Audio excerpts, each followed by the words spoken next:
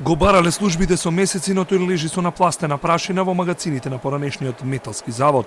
Го отстрани незиниот претходник Петри Шлегов, а сега најавите на градоначалничката Данила Арсовска е дека Јордан Андон Лазов ќе се можно е да се врати на постаментот пред Врховниот суд во центарот на градот.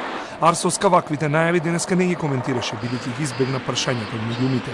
Дали таа ќе ја донесе одлуката или ќе се повика на анкета или референдум, останува неодговорено. Градоначалничката и председателка на ЗЕЛС на празнувањето на јубилеот 50 години заедница на локалните единици по присуство на премиерот ги нагласи проблемите пак на општините во време на енергетска и економска криза. Обезбедување што е можно поголема фискална независност, а исто така возможување и на стабилност на општините во Република Македонија, а пред се исто така и да ги застапува нивните интереси со цел возможување услугите кои што општините ги даваат до граѓаните да бидат што е можно подостапни и поквалитетни. Фискална децентрализација е формулата која ја бараат општините, а за неа зелено светло даде и владата. Повисока отстапка од ДДВ и персоналниот данок за буџетите на општините се дел од законските решенија кои ги понуди владата. Наред е собранието.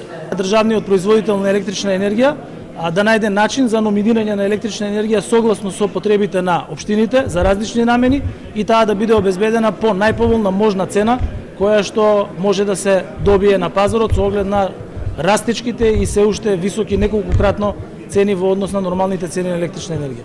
Додека стаса помошта од процентот од распределбата од државниот буџет и се наплати годишниот данок, неколку општини веќе прогласија банкрот и наместо од сопствени средства, општините ги менеџираат со комерцијални банкарски кредити.